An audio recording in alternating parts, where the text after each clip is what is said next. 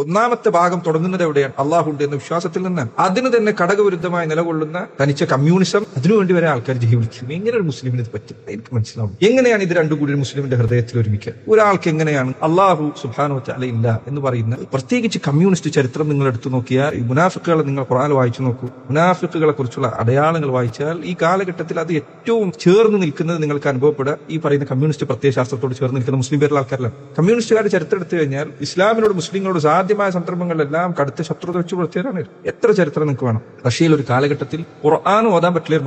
വീട്ടിലിരുന്നിട്ട് രഹസ്യമായിട്ട് ഓതാൻ പോലും പേടിയാണ് ആൾക്കാർക്ക്. കാരണം ചിലപ്പോൾ മകൻ ഇവരുടെ സോവിയറ്റ് റഷ്യയുടെ ചാരനായിരിക്കും. ഖുർആൻ ഓതിയാൽ വാപ്പാന വരെ ചിലപ്പോൾ ഒറ്റുകൊടുക്കും. ആ കാലഘട്ടത്തിലെ മുസ്ലിങ്ങൾ രേഖപ്പെടുത്തിയ ചരിത്രത്തിൽ കാണാം, ഉലമാക്കളിൽ ചില ഖുർആൻ ഓതാൻ കാട്ടിൽ പോയിട്ട് ഗുഹന്റെ ഉള്ളിൽ ഇരുന്നിട്ട് ഓതിയിരുന്നതാണ്. ഖുർആൻ ഓതിയ ഖുർആൻ പുറത്തേക്ക് കേൾക്കാൻ പറ്റില്ലായിരുന്നു. താടി വെക്കാൻ സമ്മതിക്കില്ലായിരുന്നു. മസ്ജിദുകൾ അവര് നിസ്കരിക്കരുതെന്നല്ല, ബാറുകളാക്കി, മദ്യശാലകളാക്കി, അതുപോലെ ഡാൻസിനും മറ്റുമുള്ള പാട്ടുകൂത്തുകൾക്കുള്ള നഗ്ന പ്രദർശിപ്പിക്കുന്ന സ്ഥലങ്ങൾ. ഇങ്ങനെ മുസ്ലിമീങ്ങളെ കഠിനമായ ഉപദ്രവം ഏൽപ്പിച്ച സമൂഹമാണ് ഇവർ. പലപ്പോഴും ഈ പാർട്ടിയിലുള്ള ആൾക്കാർ പിന്നീട് പറഞ്ഞു, ഞങ്ങൾക്ക് തെറ്റുപറ്റി, ഞങ്ങൾക്ക് അന്ന് അബദ്ധം പറഞ്ഞു. എന്നെങ്കിലും ഒരിക്കൽ ഏതെങ്കിലും ഒരു കമ്മ്യൂണിസ്റ്റുകാരൻ പറയുന്നത് നിങ്ങൾ കേട്ടിട്ടുണ്ടോ? ഞങ്ങൾക്ക് കമ്മ്യൂണിസ്റ്റ് ഭരണം കിട്ടിയപ്പോൾ മുസ്ലിങ്ങളോട് ചെയ്ത് ശരിയായില്ല. ഏതെങ്കിലും ഒരാൾ പറയുന്നത് കേട്ടിട്ടുണ്ട്? ഒരാളത് പറഞ്ഞിട്ടില്ല. ഭരണം കിട്ടിയ എല്ലാ സ്ഥലങ്ങളും മുസ്ലിങ്ങൾ അടിച്ചമർത്തനം ചെയ്തവർ. ഞാനിത് പറയുന്നത് നിഫാഖിന്റെ അടയാളങ്ങൾ നമ്മുടെ ഉണ്ടാവരുത്. അള്ളാഹുന്റെ ദീനിനോടാണ് കൂറുണ്ടാവേണ്ടത്. ഒരു സംശയകാര്യത്തിൽ വേണ്ടത് ദീനിനോടാണ് കൂറ് വേണ്ടത്. അവനാണ് മുസ്ലിം. ഈ കാലഘട്ടത്തിൽ ഇപ്പോൾ ഫെമിനിസം കയറി വരുന്നതാണ്, ലിബറലിസം. ദീൻ ഒരിക്കലും വ്യക്തിപരമായ കാര്യങ്ങൾ ഇടപെടേണ്ടതില്ല. അതല്ലെങ്കിൽ സ്ത്രീകൾ, അവർക്ക് ഇസ്ലാമിലെ കൽപ്പനകൾ അവർക്ക് യോജിച്ചതല്ല. അതല്ലെങ്കിൽ വിപ്ലവ ചിന്താഗതികൾ ഒന്നും ഇസ്ലാമിൽ പറഞ്ഞതല്ല.